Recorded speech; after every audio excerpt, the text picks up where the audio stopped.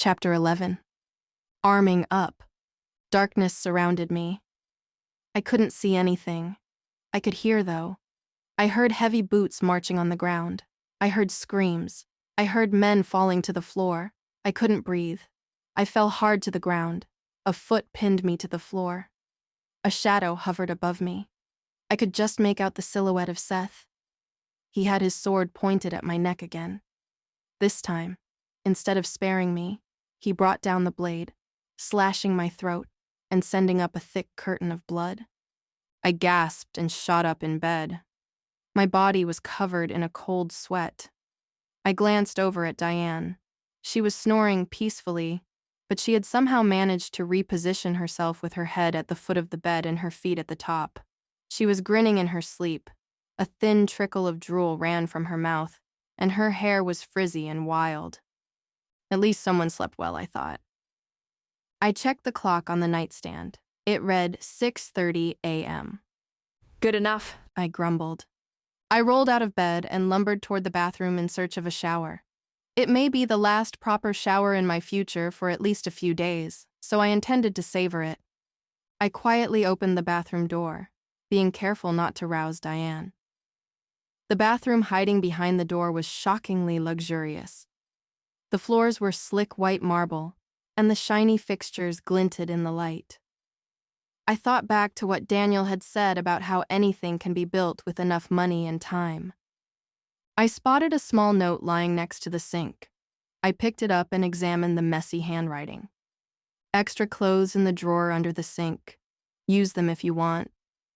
Diane.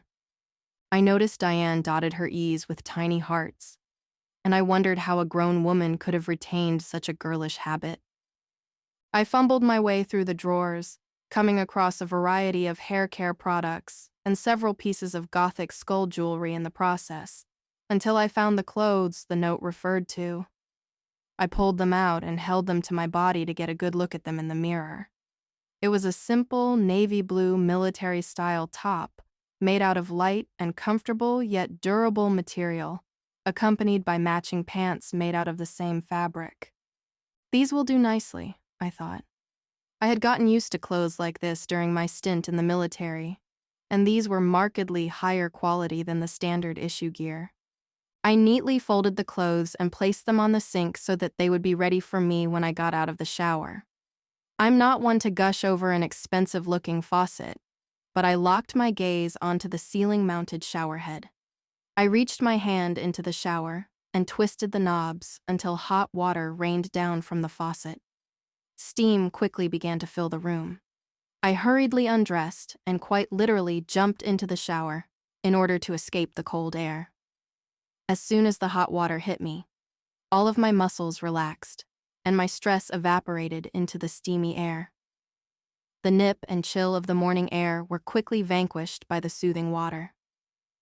I relaxed, let the water's warm embrace take me away from my troubles, and gave my mind leave to wander. After an adequate amount of time and fighting my desire to stay in the water, I decided it was time to emerge from the shower. By sheer force of will, I begrudgingly halted the heavenly stream. I quickly wrapped myself in a simple cotton towel and after drying off, dressed in the apparel that had been picked out for me. I felt the material cling to my skin. Not too tight, but tight enough that it would not get caught on anything or cause problems when drawing a firearm or throwing a grenade. I stepped outside the bathroom to find Diane grumpily crawling out of bed. The shower's all yours, I chimed in my most annoying sing-song voice. Diane trudged past me, not looking at all pleased to be up so early. Bite me, she grumbled. Diane was clearly not a morning person. I walked over and settled myself on the bed I had occupied last night and patiently waited until Diane decided to emerge from the bathroom. Eventually, the door flung open and Diane appeared with steam billowing around her, evidence that she had enjoyed a hot shower just as I had. I needed that, she exclaimed, revitalized. How do I look? She was dressed in clothes similar to mine, but hers were jet black with slashes of red on the shoulders and thighs. It's very, I struggled. You? It's effective, and that's all that matters. She said defensively. We're not marching to a beauty pageant. I doubt the enemy will have time to critique our clothing choices. She turned her back to me and bobbed her head side to side mockingly. Did you see what she was wearing? Oh my God, it was so last week. She turned, glared at me, and struck her best model-like pose. We both broke out into laughter, thankful for a bit of light-hearted relief. Oh, I didn't have any time to pack some spare clothes while I was being abducted, I said half-jokingly. Don't worry. Diane assured me. I doubt this will take very long, and even if it does, a couple of days in the same outfit won't kill you. Diane made a move toward the door. Now come on, John and Seth are set to meet us in a couple of minutes outside, well outside this room. We'll still be in the mountain. She flung open the door into the artificially lit cavern bunker. We hurried down the stairs to where John and Seth were waiting. John was dressed in fatigues, while Seth was dressed the same as he was previously, in a black jacket, tank top, and jeans. Diane and I walked their way, and without stopping, they joined us as we briskly walked into the depths of the base. So, where are we headed? I asked. We are headed to the armory to get prepped for the upcoming infiltration, and then to the hangar to catch our ride. John replied in a no-nonsense yet kind tone. We wound our way through the corridors of the base until we came to yet another man-made enclave with people rushing in and out of it. The people going in all looked relatively normal, but the people coming out were armed to the teeth. I spied a dainty-looking woman effortlessly carrying a rocket launcher that was as big as she was. Do they stock a large variety of weapons? I mean, other than your standard? I trailed off mid-sentence and my jaw dropped. I've seen my share of weapons caches, but the armory here was something else entirely. The entrance looked like a shop that was carved into one of the mountain's internal walls. At the main entrance, there was a service counter, above which hung a sign that simply read, Armory. Peering past the entrance, I could see shelves carved out of the stone, which were lined with every type of weapon imaginable. There were assault rifles, Gatling guns, pistols, and sections full of grenades and C4 explosives. There were also bizarre weapons I didn't know the names of, not to mention that they even existed. That would be a yes, I whispered to myself. John and Diane grinned. Seth smirked. We strolled into the weapons store and up to a counter. There was a sickly-looking, thin man behind the counter staring listlessly at a computer screen. John greeted him. Leon, we're about to embark on a flight to take us to our mission. We need weapons. Powerful ones. Without looking up, the man tapped relentlessly on the computer's keyboard. I know what types of weapons your lot can handle, but what about her? He pointed weakly in my direction. I'm pretty good with rifles, pistols, and grenades, I spoke up. Miss, He struggled. Call me Aubrey. I insisted. Miss Aubrey, He began again. I'm sure they briefed you on the mission so you know what type of things you'll be fighting. I nodded. Sure I do.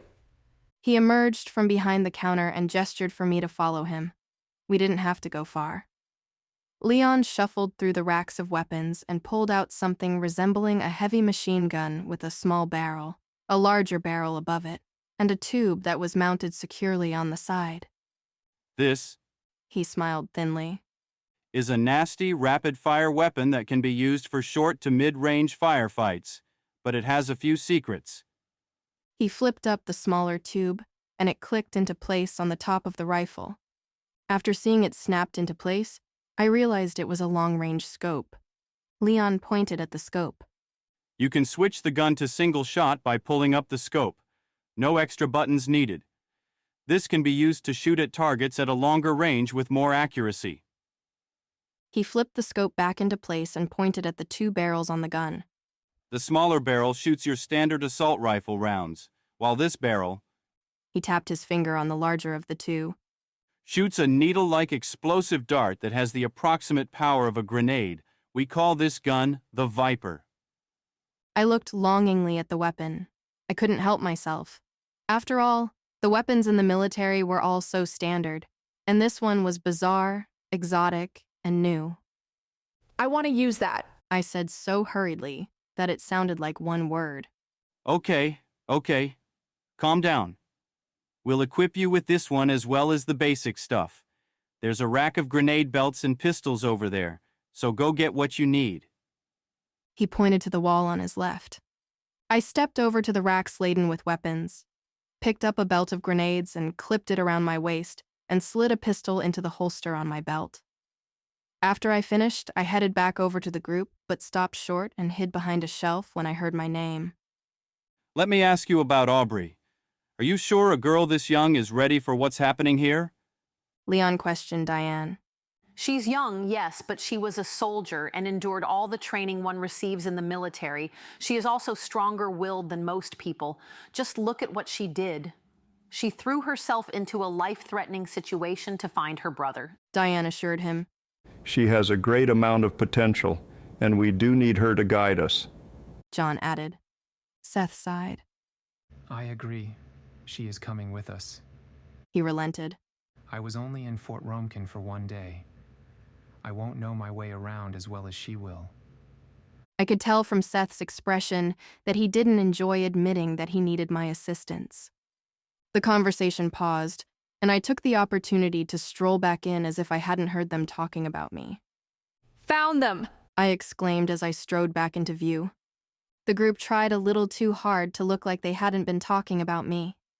Diane straightened her hair, John adjusted his belt, Leon moved a pistol from one shelf to the next, and Seth scratched the inside of his ear. No one made eye contact with me. John, Diane, Seth. You know your way around, so I'll just leave you to your business. Just don't forget to write down what you take so I can keep track, and try to bring them all back this time. Leon chastised. He started to walk off with the beautifully destructive weapon I had chosen, but turned on his heels. Sorry, I forgot. He apologized, handing me the weapon with one hand. It was heavier than I expected, and I slumped a little when he handed it to me. Despite looking so lithe and weak, Leon was deceptively strong. I double-checked that the safety was on, wishing to avoid any accidents, and threw the weapon over my shoulder. It wasn't anything I couldn't handle. I dashed after the trio. As a group, we perused the racks and walls lined with an arsenal that could fuel an entire war. John patiently answered my many questions about the names and functions of weapons I had never seen before. Diane and John were searching for something to use when we came to a large stretch of threatening-looking weapons. Ah! Chirped Diane. She fumbled through a rack and returned with an RPG. I love these. She hummed as she cradled it like a beloved pet. She also grabbed a submachine gun before stomping on ahead. After Diane was satisfied, we moved on until we came to an assortment of rifles. John eyed the selection carefully.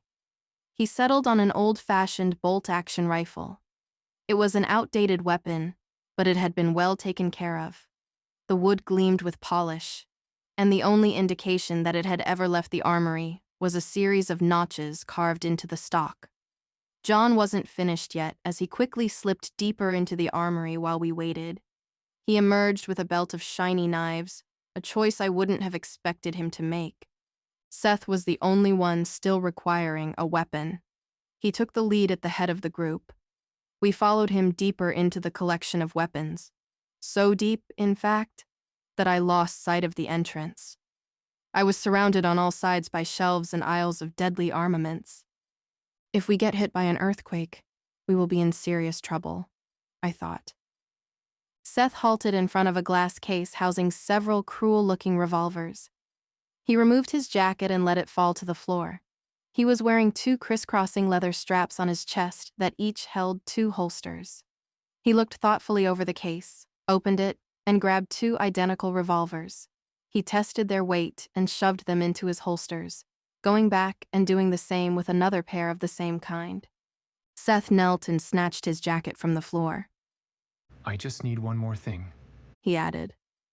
We reached a narrow corridor that surprisingly didn't have any weapons lining its walls.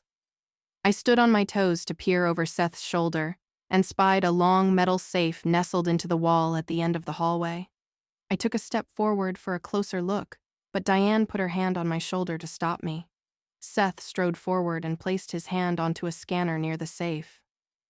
Prints recognized, said a tinny voice. A hiss of releasing air filled the passageway.